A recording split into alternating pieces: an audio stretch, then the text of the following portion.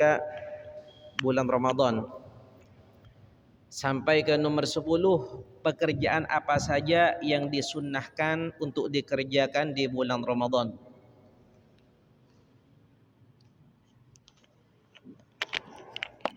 Pekerjaan yang disunnahkan di bulan Ramadan di sini ta'akkudul muhafadzati ala sholatil witrih. Termasuk yang sangat disunnahkan, sangat ditegaskan untuk tidak ditinggalkan di bulan Ramadan itu adalah sholat witir. Sholat witir di bulan Ramadan. Kenapa? Karena sholat witir di luar bulan Ramadan pahalanya sangat luar biasa. Apalagi di bulan Ramadan. Nabi Muhammad SAW menjelaskan dalam satu hadis, innallaha ta'ala witrun yuhibbul witrah. Allah Subhanahu wa taala ganjil, Allah taala senang dengan salat yang dikerjakan secara ganjil. Dan Nabi Muhammad SAW tidak pernah meninggalkan salat witir.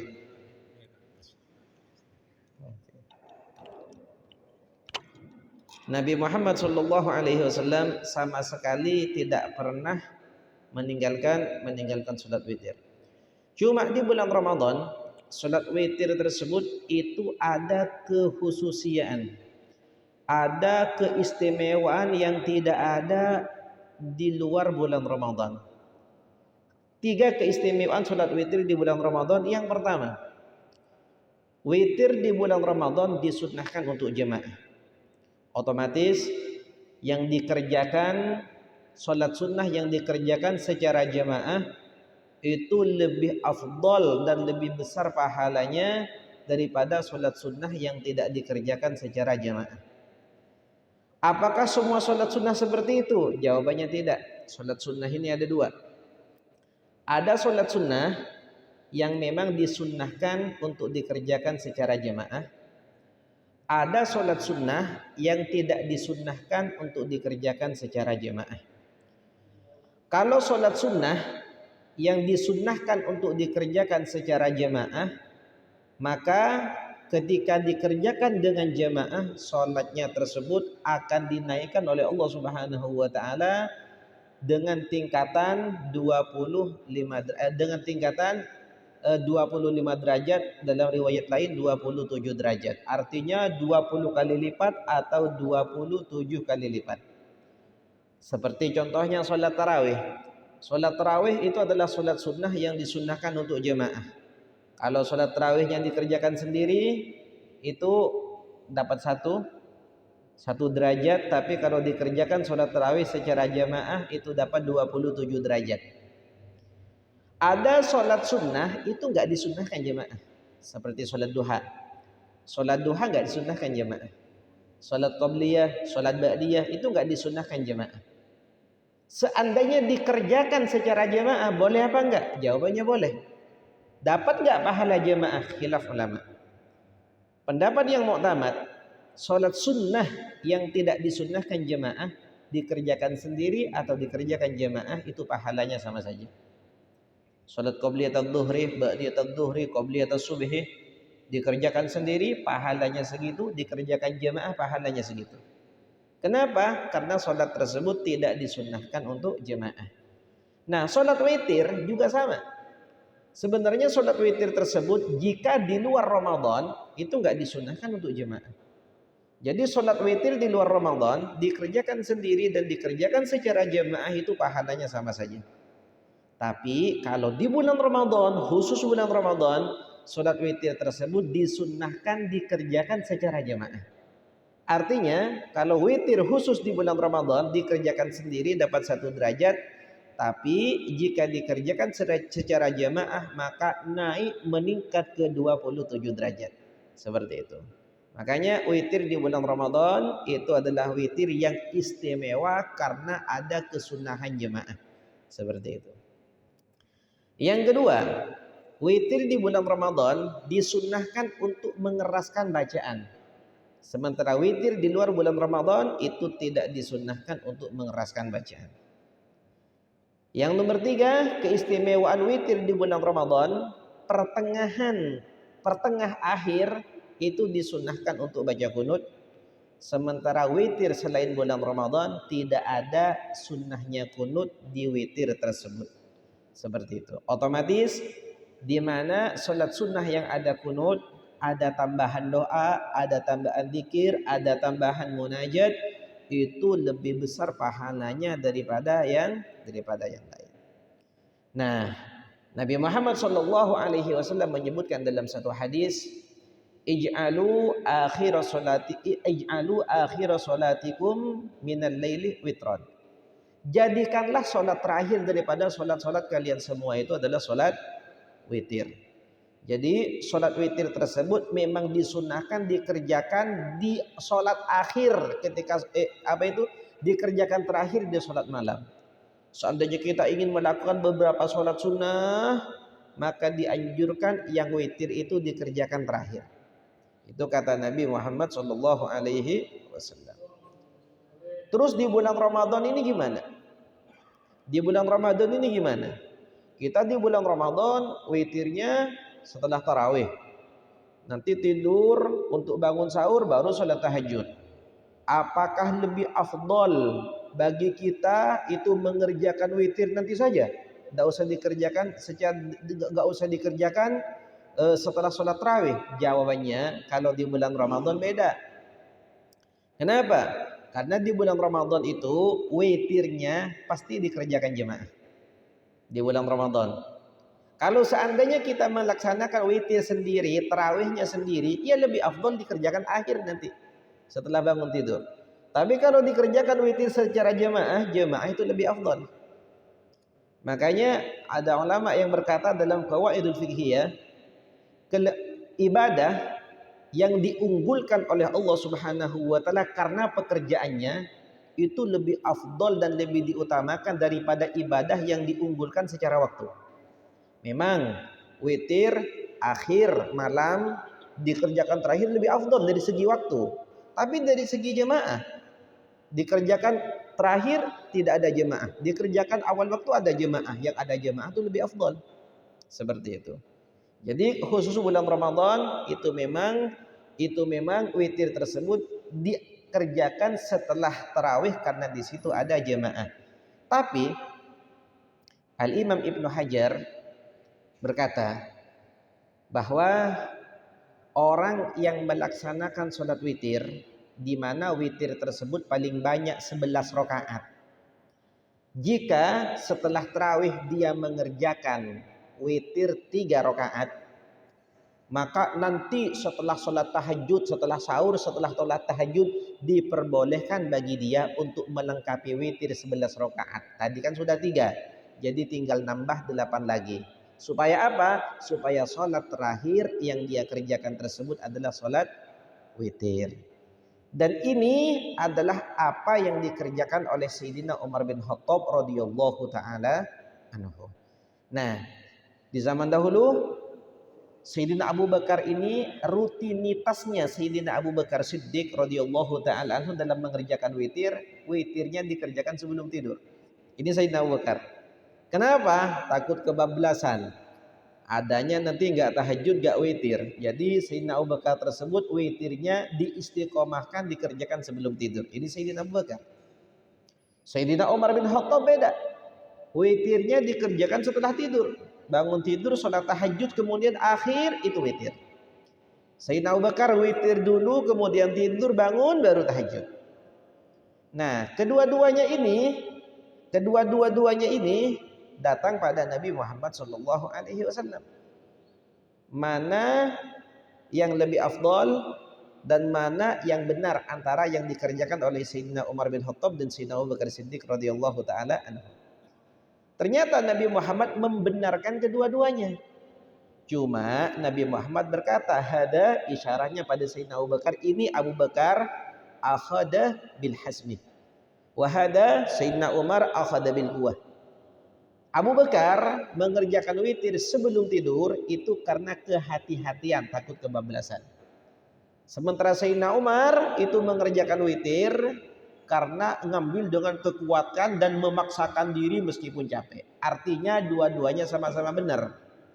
Jadi kalau zaman sekarang bagi orang yang biasa bangun ketika adzan subuh atau setelah adzan, lebih afdol bagi dia witirnya sebelum tidur. Tapi ketika orang terbiasa bangun sebelum subuh, maka bagi dia lebih afdol witirnya setelah tahajud. Jadi tergantung orangnya. Bagi orang yang biasa nggak biasa sholat tahajud, lebih afdol mengikuti jejaknya Sayyidina Abu Bakar dalam mempraktikkan witir, yaitu dikerjakan sebelum tidur. Bagi orang yang punya kebiasaan sholat tahajud, maka witirnya tersebut disunnahkan dikerjakan setelah sholat tahajud. Wahakadha. Terus yang nomor 11 termasuk yang disunnahkan ketika berpuasa, yaitu adalah al-iktsar min tilawatil Quran bitadabburin. Memperbanyak baca Al-Quran dengan memikirkan artinya. Sebenarnya Al-Quran itu di bulan Ramadan atau di luar bulan Ramadan itu disunnahkan untuk dibaca memperbanyak. Tapi di bulan Ramadan diusahakan Al-Quran lebih banyak dibaca daripada di luar Ramadan. Bahkan ada sebagian ulama yang berkata, ketika memasuki bulan Ramadan, kata sebagian ulama ini, saya meninggalkan semua zikir saya. Saya meninggalkan sholawat, saya meninggalkan la ilaha illallah, saya meninggalkan zikir-zikir yang lain. Mengfokuskan ketika bulan Ramadan hanya untuk Quran saja.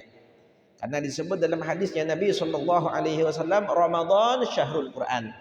Bulan Ramadan itu adalah bulannya Al-Quran. Kenapa bulan Ramadan kok dikatakan bulannya Al-Quran?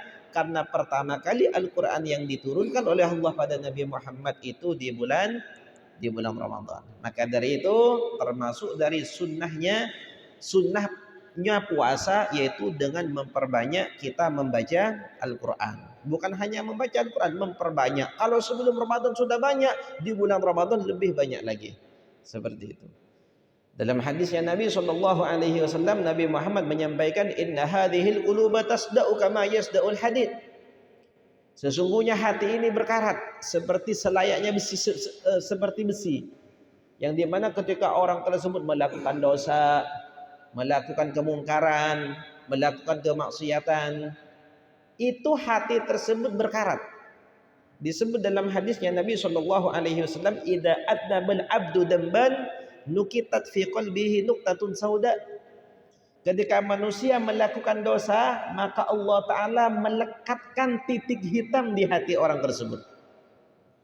Ketika melakukan dua dosa, maka dua titik hitam akan nempel di hati orang tersebut. Jika dosa tersebut dilakukan terus-menerus, maka hitam tersebut akan menutupi hati sampai hati itu berkarat. Kecuali kata Nabi SAW, fa in taba sukila qalbuhu. Kecuali orang tersebut melakukan dosa, setelah dosa bertobat. Melakukan dosa, setelah dosa bertobat lagi. Baru tobat tersebut bisa menghapus dosa. Tapi kalau orang terlalu banyak dosa, terlalu banyak maksiat, terlalu banyak pelanggaran, sehingga hatinya menghitam karena banyaknya titik hitam, itu tidak ada obat kecuali Al-Quran. Makanya kata Nabi SAW ketika Nabi Muhammad menyampaikan, Inna hadhil quluba tasda'u kama yasda'ul hadid. Sesungguhnya hati ini bisa berkarat, hati ini bisa kotor bagaikan besi. Tanya sahabat, ya Rasulullah, kalau hati sudah berkarat, hati sudah kotor, hati sudah menghitam, dengan apa hati ini supaya bisa terang lagi ya Rasulullah, bisa bersih lagi ya Rasulullah? Nabi Muhammad SAW menjawab, tilawatul Quran, dengan membaca Al-Quran. Cuma di bulan Ramadan ini beda. Praktek Al-Quran yang disunnahkan lagi di bulan Ramadan, kita tidak hanya membaca sendiri, tapi kita baca Al-Quran juga disunnahkan kita mendengarkan Al-Quran dari orang lain. Kita yang baca, kemudian kita mendengar dari orang lain. Artinya kita gantian. Itu praktek yang disunnahkan di bulan Ramadan. Kenapa? Karena ketika bulan Ramadan, malaikat Jibril selalu datang pada Nabi SAW, fayudarisuhul Quran. Malaikat Jibril ini tiap bulan Ramadan datang pada Nabi SAW, fayudarisuhul Quran. Malaikat Jibril baca Quran dengan Nabi Muhammad secara bergantian. Itu ketika bulan Ramadan. Makanya disunnahkan tadarus Itu bukan tidak ada dalilnya, bukan tidak ada contohnya, tapi sudah dipraktekkan langsung oleh Rasulullah Sallallahu Alaihi Wasallam dengan malaikat Jibril alaihi salatu wassalam. Jadi, tadarus itu lama, lebih baca sendiri. Kalau tadarus itu semalam cuma 3 juz. Misalnya tadarus dari setelah Isya selesai jam 10 cuma 3 juz. Kalau kita baca Al-Qur'an sendiri bisa 4 juz, bisa 5 juz. Jadi enggak usah tadarus. Salah. Baca sendiri itu dianjurkan, tadarus juga dianjurkan. Baca sendiri memang sunnahnya Al-Qur'an, tapi tadarus saling baca gantian satu mendengarkan itu dipraktekkan oleh Nabi Shallallahu Alaihi Wasallam. Makanya seolah-olah tadarus itu ada hanya di bulan Ramadan. Karena malaikat Jibril ketika turun di bulan Ramadan membaca Quran dengan praktek seperti itu dengan Nabi Muhammad Shallallahu Alaihi Wasallam, seperti itu. Terus yang kedua, al-iktsaru minas sunan. Yang nomor 12 termasuk dari yang disunnahkan bagi orang yang berpuasa yaitu al-iktsaru minas sunan, memperbanyak mengerjakan salat sunnah.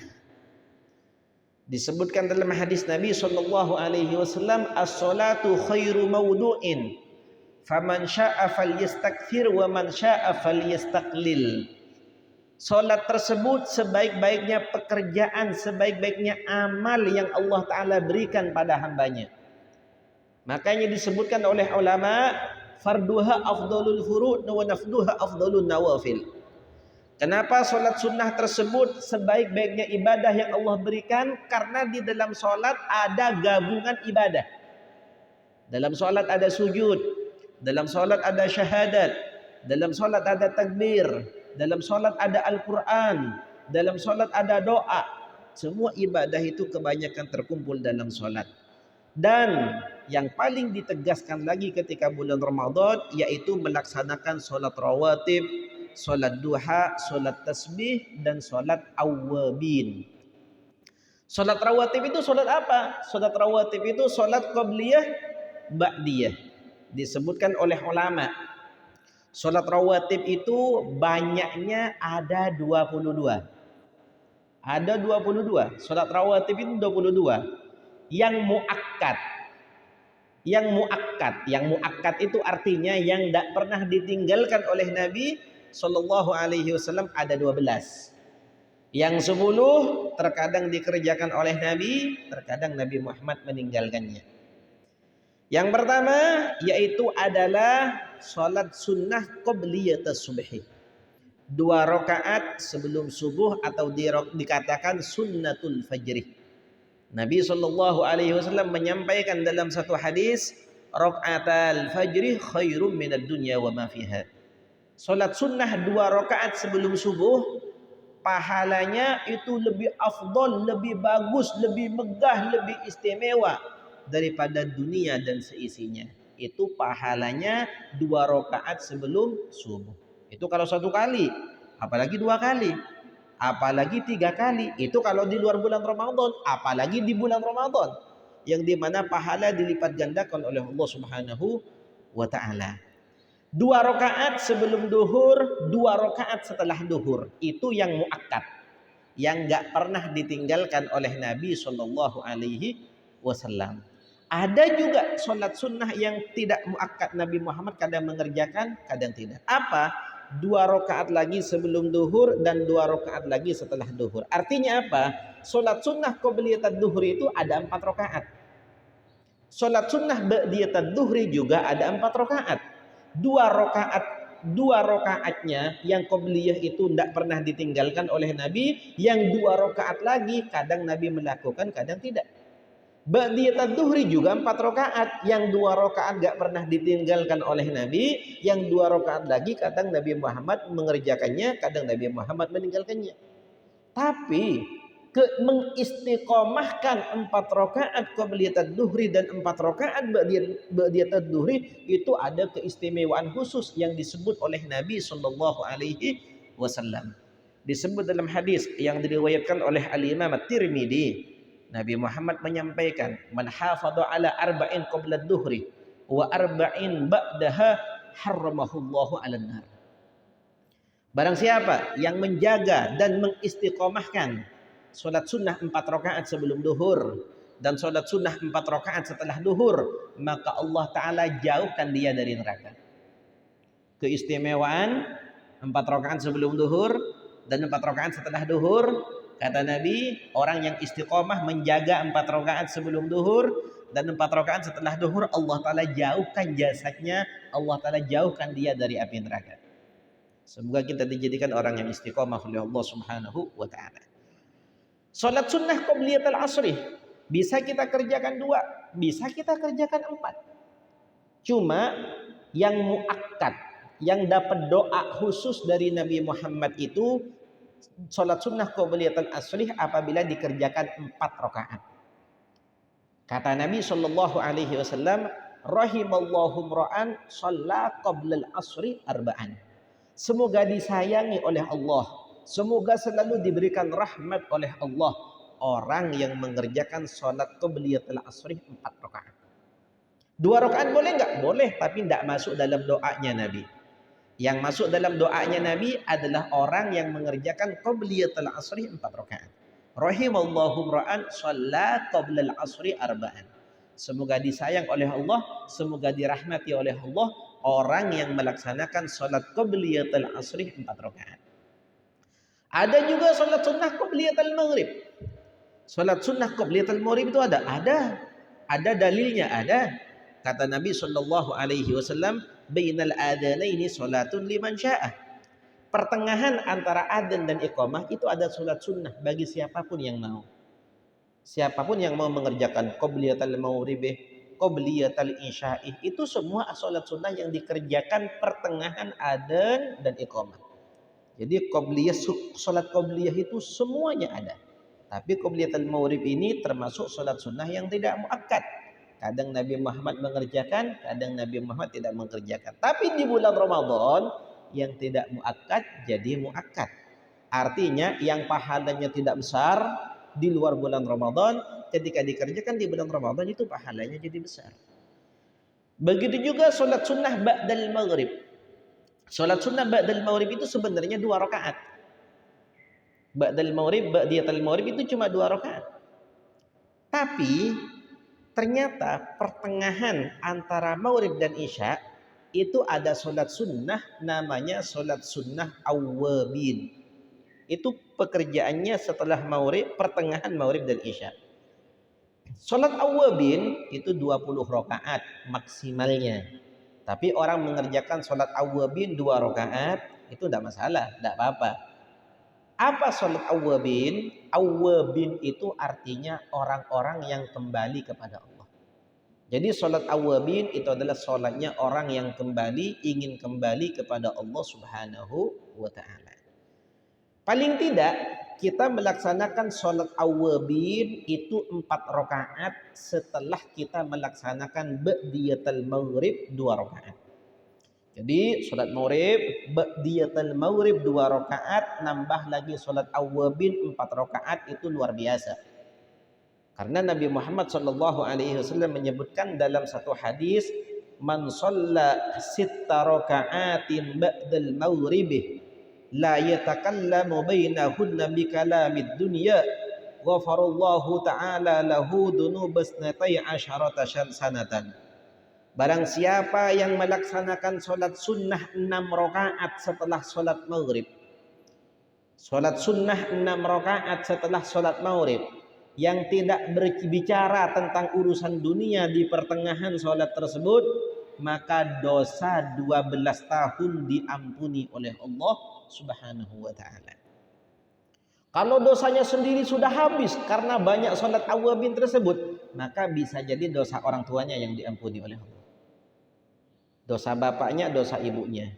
Oh, misalnya sudah habis semua, kakek neneknya dapat juga dari apa yang kita kerjakan. Dosanya terhapus semua, derajatnya yang diangkat oleh Allah Subhanahu wa Ta'ala. Wa hakadha. Pahala besar dari Allah. Janji Nabi Muhammad sudah nyata. Hanya tinggal kita mau apa enggak mengamalkan apa yang sudah dijanjikan oleh Rasulullah sallallahu alaihi wasallam. Kemudian ba'diyatul isya. Salat ba'diyatul isya 2 rakaat. Dilanjut dengan witir. Kalau di luar bulan Ramadan. Kalau di bulan Ramadan seperti yang tadi, witirnya itu setelah sholat tarawih 3 rakaat dilaksanakan jemaah. Kalau kita mau kita bisa nambah setelah tahajud, nambah 8 rakaat maksimal. Kalau mau nambah 6 nggak apa-apa, nambah 4 nggak apa-apa, nambah 2 nggak apa-apa. Menurut pendapatnya Al Imam Ibnu Hajar radhiyallahu taala anhu. Kemudian sholat duha. Sholat duha termasuk sholat sunnah yang dianjurkan oleh Rasulullah Sallallahu Alaihi Wasallam. Disebutkan dalam satu hadis, yusbihu ala kulli sulama minan nasi alaihi shadaqatun. Tiap-tiap persendian milik manusia itu semuanya tiap hari minta disedekahkan. Persendian ini minta disedekahkan. Untuk apa sedekah tersebut? Menebus tubuh kita dari neraka. Agar tubuh kita ditebus, kita nebus tubuh kita dengan cara mensedekahkan tiap-tiap persendian yang ada di tubuh kita. Persendian ini lumayan, ada 300 lebih, 360 persendian kira-kira. Kalau kita sedekahkan tiap persendian ini 1000, ya tiap harinya bisa 360.000. Kan seperti itu kan ya, 360. Kalau kita sedekahkan 1000, kalau kita sedekahkan 500 rupiah tiap-tiap persendian, ya juga banyak. Dalam hadis lain kata Nabi Shallallahu Alaihi Wasallam, kullun nasi yaghdu fabai'un nafsahu famu'tikuha au mubikuha. Setiap manusia ketika memasuki waktu pagi, seharian itu pekerjaannya ada dua. Manusia ketika bangun tidur pagi, yang dikerjakan dia sampai malam yang dikerjakan manusia itu ada dua. Satu pekerjaan yang membuat dia celaka, dua pekerjaan yang membuat dia selamat. Itu rata-rata manusia itu kerjanya seharian tuh. Seharian itu imma pekerjaannya membuat dia celaka, imma pekerjaan dia membuat dia selamat. Makanya sebelum hari itu melanjut sampai akhir, sampai malam, dianjurkan tiap paginya itu ditebus dulu tubuh kita ini. Ditebus dari apa? Kekotoran. Bahkan bisa ditebus dari musibah. Seandainya kita ditakdirkan oleh Allah Subhanahu wa taala dapat musibah di hari itu, mungkin dengan tebusan kita dapat keringanan atau terhindar dari musibah yang Allah Subhanahu wa taala takdirkan. Cuma kalau sedekah tiap-tiap persendian itu kan terlalu banyak. Kita tidak punya uang, kita tidak punya harta untuk mensedekahkan itu. Ya tenang. Nabi Muhammad Shallallahu Alaihi Wasallam menganjurkan sedekah, dan sedekah itu tidak hanya dengan uang dan harta saja. Kata Nabi Shallallahu Alaihi Wasallam, kullu tasbihatin shadaqah. Setiap tasbih yang kita baca itu jadi shadaqah. Shadaqah untuk tubuh kita. Kullu tahlilatin shadaqah. Setiap tahlil shadaqah. Shadaqah untuk tubuh kita. Setiap alhamdulillah shadaqah. Setiap Allahu Akbar shadaqah. Kita bantu orang. Bantu orang. Ada orang buta, kita kasih petunjuk. Ada orang berat ingin mengangkat barang-barangnya, kita angkatkan. Itu jadi shadaqah. Shadaqah untuk siapa? Shadaqah untuk kita. Kita sendiri. Tapi kata Nabi Shallallahu Alaihi Wasallam, terkadang kan orang zikir tidak sempat karena sibuk. Terkadang dia tidak bisa bantu orang karena semalam capek sehingga siangnya nggak bisa kemana-mana. Cuma kata Nabi, cukup untuk mensedekahkan persendian yang ada di tubuh dengan cara melaksanakan 2 rakaat dari sholat duha. Artinya dengan kita melaksanakan sholat duha 2 rakaat saja, itu sudah cukup untuk mensedekahkan persendian yang ada di tubuh kita yang sebanyak 360 persendian itu. Jadi sholat duha adalah sholat yang luar biasa. Maka dari itu dianjurkan bagi kita di bulan Ramadan untuk memperbanyak sholat sunnah. Jika di luar bulan Ramadan pahalanya luar biasa, apalagi ketika bulan Ramadan. Begitu juga sholat sunnah tasbih, di mana ulama banyak mempraktekkan sholat tasbih itu ketika bulan Ramadan. Saking istimewanya dan besarnya pahala sholat tasbih, sampai Nabi Muhammad berkata pada pamannya Sayyidina Abbas, wahai paman, kerjakanlah sholat tasbih. Kalau bisa tiap hari, kerjakan tiap hari. Tidak bisa tiap hari, 1 minggu sekali. Nggak bisa 1 minggu sekali, 1 bulan sekali. Nggak bisa 1 bulan sekali, setahun sekali. Nggak bisa setahun sekali, seumur hidup sekali, tidak apa-apa. Yang penting jangan tinggalkan sholat tasbih. Saking pentingnya Nabi Muhammad kasih tawaran. tawaran. Nggak bisa sehari, nggak apa-apa. Yang penting 1 minggu.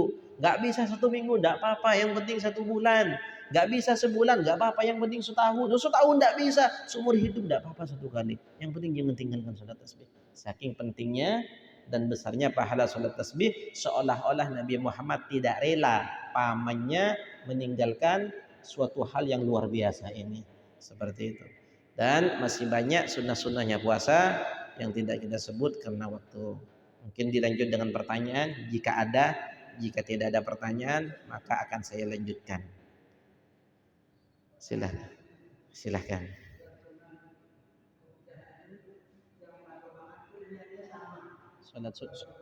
Sholat ah sama. Iya sama. Sama qobliyat duhri, sama yang ba'diyat duhri juga sama. Jadi memang 4 rakaat. Qobliyat duhri itu 4 rakaat, ba'diyat duhri itu memang 4 rakaat. Cuma yang 2 Nabi Muhammad istiqomah melakukannya, makanya dikatakan muakkad. Yang 2-nya lagi Nabi Muhammad kadang mengerjakan, kadang tidak. Cuma keistimewaannya Nabi Muhammad menyampaikan seperti itu.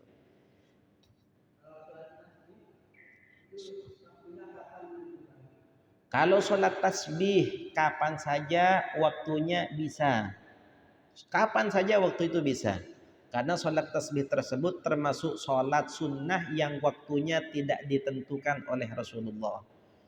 Cuma setiap sholat sunnah yang waktunya tidak ditentukan dikerjakan di waktu malam itu lebih afdol daripada dikerjakan di waktu siang.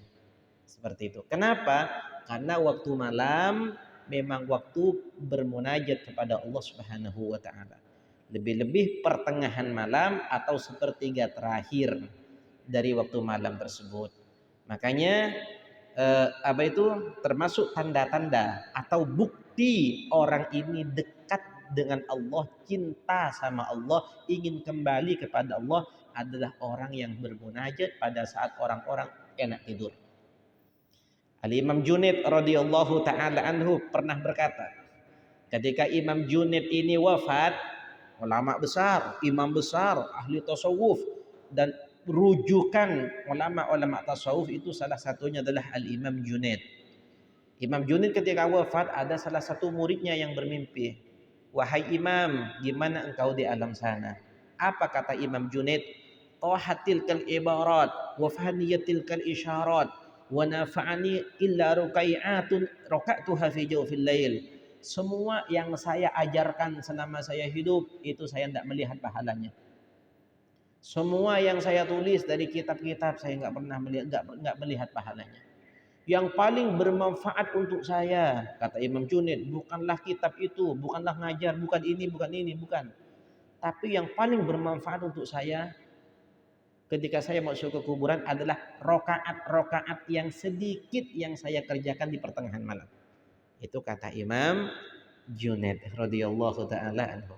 Tidak diragukan zikirnya, enggak diragukan ilmunya, karangan kitabnya, ngajarnya luar biasa. Tapi yang paling nampak manfaatnya ketika masuk ke kuburan adalah rokaat-rokaat yang sedikit dari sholat sunnah yang dikerjakan di waktu malam. Seperti itu. Ya, pada saat orang lupa kepada Allah, dia ingat kepada Allah. Pada saat orang enak-enaknya tidur, dia maksa meskipun ngantuk tetap bermunajat kepada Allah. Maka dari itu memang Allah Ta'ala istimewakan orang yang suka bermunajat pada saat orang tidur. Seperti itu. Wallahu alam. Mungkin ada yang lain? Silakan.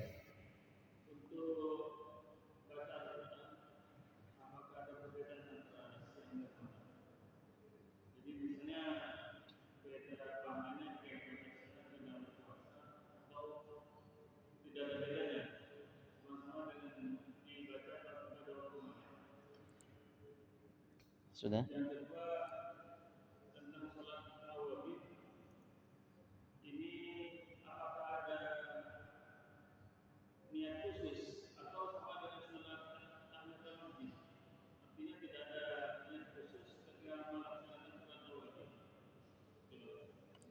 Yang pertama, di bulan Ramadan, sebenarnya bulan Ramadan itu tidak ada bedanya siang dan malam. Dari segi pahala tidak ada bedanya. Karena Allah Subhanahu wa taala mengistimewakan bulan Ramadan, bukan puasanya yang diistimewakan, tapi bulannya yang diistimewakan oleh Allah Subhanahu wa taala. Jadi kita mengerjakan Al-Qur'an, kita itu membaca Al-Qur'an di waktu siang itu dianjurkan dan pahalanya besar. Malam nggak ada bedanya. Kenapa? Siangnya dikatakan bulan Ramadan, malamnya juga dikatakan bulan Ramadan. Jadi keistimewaan itu ada di bulannya. Cuma puasa tersebut bukankah istimewa? Itu kalau puasa kita tidak bahas istimewa. Kenapa? Itu kewajiban.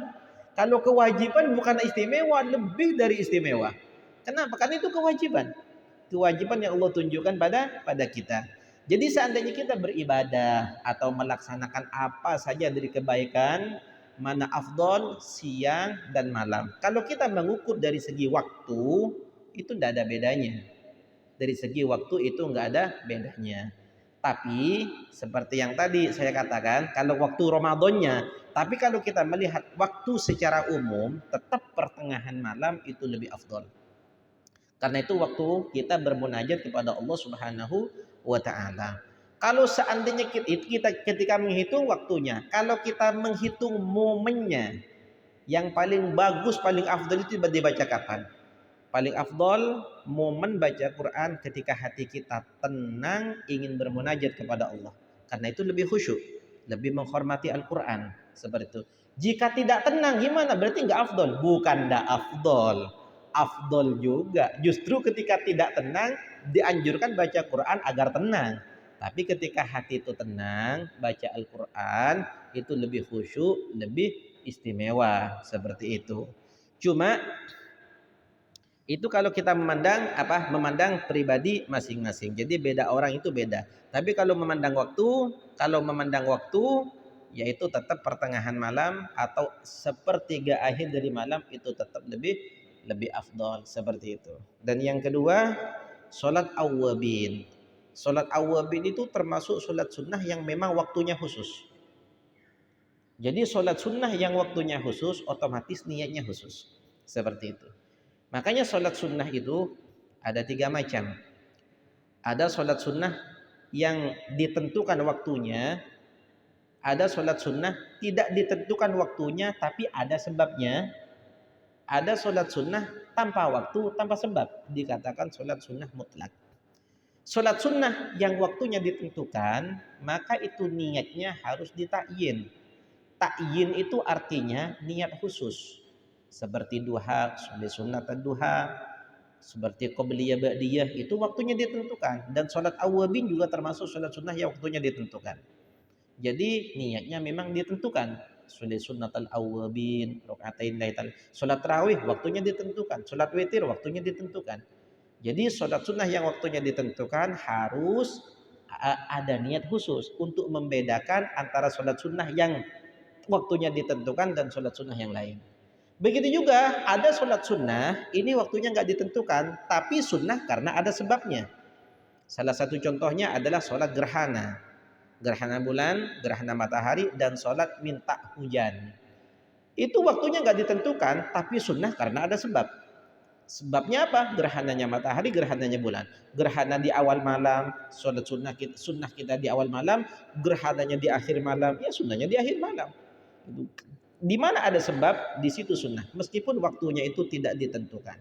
Begitu juga sholat istisqa, tidak ada waktu yang tertentu. Boleh kita sholat istisqa di waktu pagi, boleh siang, boleh sore, tapi jangan malam. Gitu. Jangan malam. Kenapa? Karena minta hujan. Karena minta hujan dan munajat kepada Allah Ta'ala bersama-sama. Itu sholat istisqa. Karena ada sebabnya. Apa? Kekeringan atau kekurangan air. Itu sebabnya. Ada sholat sunnah itu tanpa sebab dan waktunya nggak ditentukan. Ini yang dinamakan sholat sunnah mutlak. Nah ini nih yang tidak ada niat khususnya. Bahkan dikatakan oleh ulama dalam kitab-kitab fikih, sholat sunnah yang nggak ditentukan atau sholat sunnah mutlak, niatnya cuma satu, boleh. Apa? Usolli Allahu Akbar. Cukup. Saya niat sholat Allahu Akbar. Sholat apa? Sholat sunnah mutlak. Nggak ada namanya, nggak ada sebabnya. Mau sholat apa? Gak ada, langsung sholat Allahu Akbar. begitu.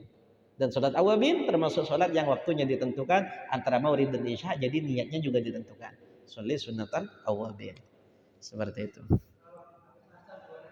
Kenapa?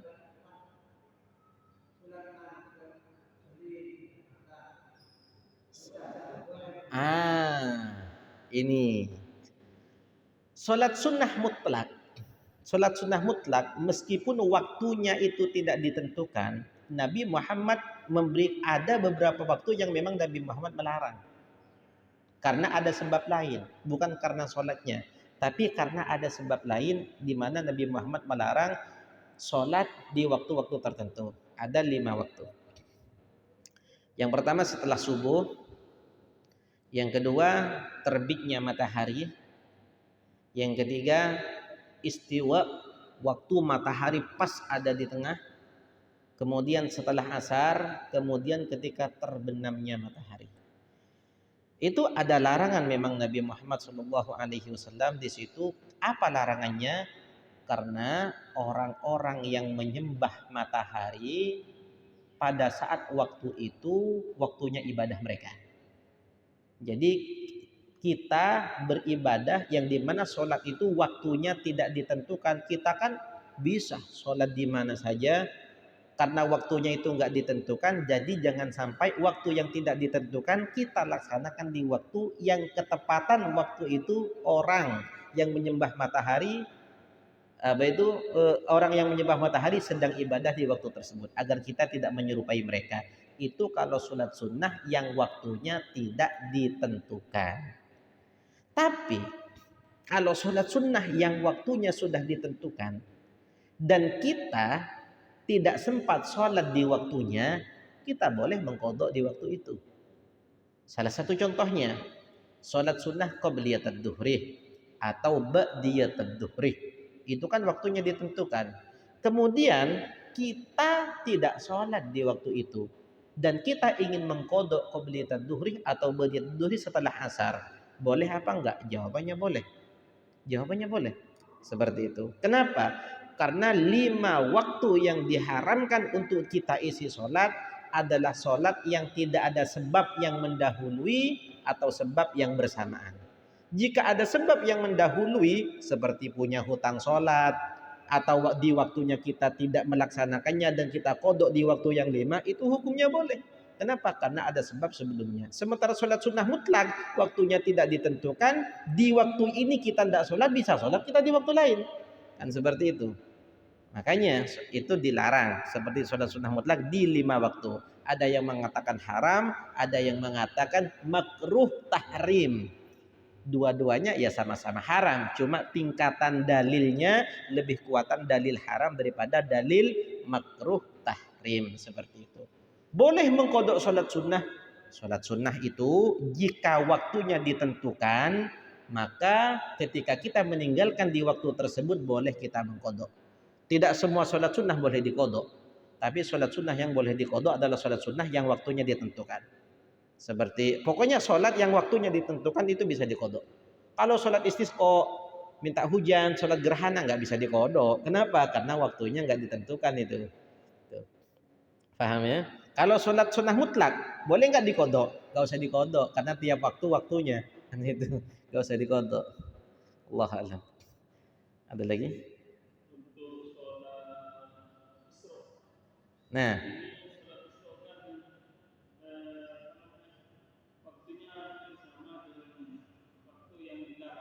hmm.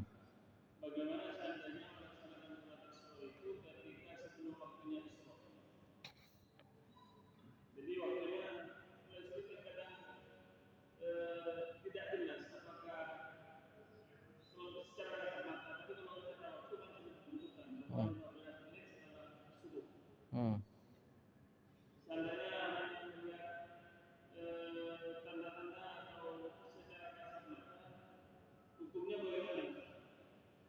Begini, sholat isyraq itu ulama beda pendapat. Ada yang mengatakan sholat isyraq dan sholat duha itu nggak ada bedanya. Yang mengatakan sholat isyraq dan sholat duha itu tidak ada bedanya, maka waktunya itu adalah waktu duha. Bagi ulama yang mengatakan sholat isyraq dan waktu sholat duha itu adalah sholat yang beda, maka sholat isyraq itu ada waktu tertentu. Kapan waktunya? Ketika terbitnya matahari. Begitu. Loh, itu kan bertepatan dengan waktu yang diharamkan. Boleh apa enggak? Jawabannya boleh. Kenapa kok seperti itu? Karena kita haram melakukan sholat di waktu yang 5 tersebut jika tidak ada sebab yang mendahului atau sebab yang berketepatan, yang bersamaan. Sholat isyraq itu di waktu isyraq itu ada sebabnya. Apa sebabnya? Bersamaan waktunya. Seperti itu. Salah satu contohnya seperti ini. Ada orang sekarang setelah asar. Haram kita melakukan sholat. Kan seperti itu kan ya. Kalau tidak ada sebab. Andai ada orang mati setelah asar. Dan sudah dimandikan. Boleh kita? Enggak. Kita mensolati jenazah itu setelah asar. Jawabannya boleh. Kenapa? Ya karena waktunya sudah ada sebab yang bersamaan, yaitu masuknya waktu. Seperti itu. Dan itu memang disebut dalam hadisnya Nabi SAW, man shalla subha fi jama'atin, barang siapa yang sholat subuh dalam jemaah, kemudian orang tersebut berzikir melakukan kebaikan sampai matahari itu terbit. Sampai matahari terbit, kemudian dia sholat sunnah 2 rakaat, maka orang tersebut akan mendapatkan pahala haji dan umroh yang sempurna. Seperti itu. Boleh? Boleh, tidak masalah. Kenapa? Karena waktunya memang. Jadi meskipun dilarang, yang dilarang itu untuk sholat yang bukan waktunya, tidak ada sebab yang mendahului dan tidak ada sebab yang bersama. Seperti itu. Nah, setiap sholat yang ditentukan waktunya, maka tidak boleh kita mendahulukan dari waktunya. Sholat apa saja, mau itu sholat sunnah mau itu sholat sunnah atau sholat fardhu, kalau waktunya belum tiba, kita mengerjakan sholat tersebut itu hukumnya tidak sah. Ada nggak contohnya sholat sunnah yang belum waktunya itu kita kerjakan tidak sah? Ada. Seperti sholat qobliyah, ba'diyah contohnya. Sholat qobliyah masuk waktu sholat qobliyah dengan masuknya waktu fardhu. Sementara sholat ba'diyah waktunya masuk setelah sholat fardhunya dilaksanakan. Seandainya ada orang sebelum melaksanakan sholat duhur, qobliyahnya dikerjakan, ba'diyahnya dikerjakan, kemudian duhurnya, maka ba'diyahnya ini tidak sah. Kenapa? Karena waktunya belum masuk. Sholat apa saja yang waktunya ditentukan dan masuknya waktu belum masuk kita kerjakan itu tidak sah. Seperti itu. Karena termasuk dari syarat-syaratnya sholat itu harus masuk waktu. Seperti itu.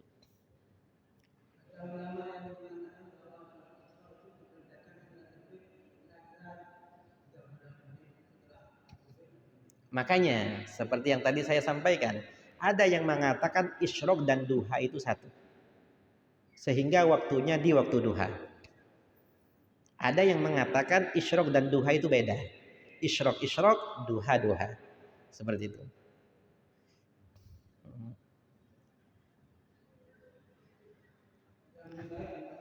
Kenapa? Ya, kita sebagaimana enaknya kita. Tapi kalau menurut saya pribadi, isyraq itu lebih baik kita isyraq dikerjakan di waktu isyraq, duha dikerjakan di waktu duha. Kenapa? Semakin kita memperbanyak sholat, maka semakin banyak juga pahala yang kita dapatkan. Dan mengamalkan hadisnya Nabi, setelah sholat jamaah kita melakukan kebaikan, kemudian ditutup dengan sholat, dapat pahala haji dan umroh sempurna. Seperti itu. Kalau seandainya kita nunggu duha, wah setelah subuh kita harus nunggu duha baru keluar dari masjid. Gitu. Jadi ini beda, sholat duha juga beda. Makanya kata Nabi, as-salatu khairu maudu'in, sholat itu sebaik-baiknya ibadah yang Allah Ta'ala berikan. Faman sya'a falyaktaksir wa man sya'a falyastaqlil. Siapa yang mau silahkan perbanyak, siapapun yang mau silahkan dikurangi. Seperti itu. Paham ya? Hah?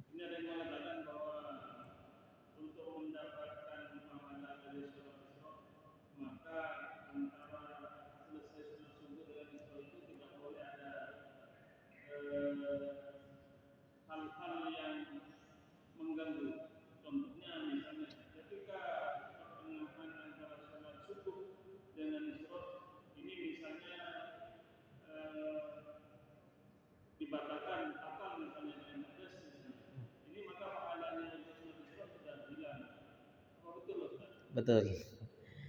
Itu syaratnya memang harus melakukan kebaikan, hadas dan tidak keluar dari tempat. Tidak keluar dari tempat. Ada sebagian ulama yang mengatakan Nabi Muhammad itu walam yakum min majlisih. Bahasanya Nabi tidak berdiri dari tempatnya. Yang dimaksud tidak berdiri dari tempatnya itu ulama beda pendapat. Pendapat yang pertama, artinya misalnya kita sholat subuh di sini, ya kita duduk di sini terus sampai isya, duduk di sini terus. Ada sebagian yang mengatakan seperti itu. Ada sebagian yang memahami hadisnya Nabi tidak berdiri dari tempat duduknya, tidak berdiri dari tempat sholatnya. Artinya misalnya masjid, tidak keluar dari masjid ini, tetap ada di sini melakukan ibadah seperti itu. Itu pendapat kedua. Tapi syaratnya tetap harus gak hadas, karena dengan hadas itu sudah hilang. Dalam hadisnya Nabi Shallallahu Alaihi Wasallam, orang yang selesai sholat itu masih dicatat sholat oleh Allah Subhanahu wa taala selama dia tidak berpaling dari tempatnya dan selama dia tidak hadas. Seperti itu.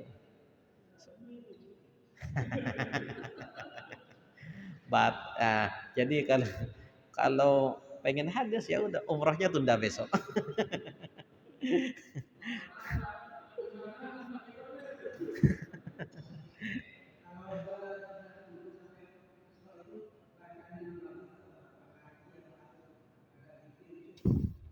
Sebenarnya untuk zikir khusus itu tidak ada. Semuanya bisa, segala kebaikan itu bisa. Baca Al-Quran, iya. Mendengarkan ilmu seperti sekarang ini boleh juga, tidak apa-apa. Tapi kalau ulama membanding-bandingkan ya, kalau ulama membanding-bandingkan ibadah apa yang afdol, mencari ilmu. Kenapa mencari ilmu itu kok lebih afdol? Karena mencari ilmu menuntun kita pada kebenaran. Ibadah kita, jika kita nggak tahu, kadang salah, kadang benar. Ilmu menuntun kita pada kebenaran. Itu yang pertama. Yang kedua, Nabi Muhammad SAW pernah suatu ketika masuk ke masjid. Di masjid itu ada dua majelis. Yang pertama majelis dzikir, yang kedua majelis ilmu. Nabi Muhammad menyampaikan mereka semua berzikir kepada Allah jika Allah Ta'ala berkehendak menerima dan mengabulkan permintaan mereka, jika tidak ya enggak. Dan mereka adalah orang yang mencari ilmu, saya diutus oleh Allah Ta'ala untuk mengajar. Jadi Nabi Muhammad duduk dengan orang-orang yang mencari ilmu. Itu yang kedua. Alasan yang ketiga, ilmu itu manfaatnya bisa ngalir pada orang lain. Sementara ibadah pribadi itu manfaatnya hanya milik kita. Sesuatu ibadah yang bisa ngalir pada orang lain itu lebih afdol daripada yang hanya milik kita pribadi. Seperti itu. Makanya termasuk dari pahala yang tidak putus meskipun orang itu sudah wafat adalah ilmu yang bermanfaat. Ilmu manfaat itu kita punya ilmu, kita ajarkan ke anak kita didikkan ke anak kita, kasih tahu ke saudara kita mati, meninggal, ilmu yang kita ajarkan masih berjalan, itu tetap kita dikirim terus. Tidak harus anak, siapa saja yang pernah kita kasih tahu dan dia mengikuti. Oh, kamu buka aurat, itu haram, dinasihati sehingga dia tutup aurat. Selama dia tutup aurat, karena hidayahnya sebab kita Allah yang beri hidayah, tapi penyebabnya dari kita. Setiap dia tutup aurat kita dapat terus pahalanya gitu. Paham? Habib. Amin amin. Amin amin.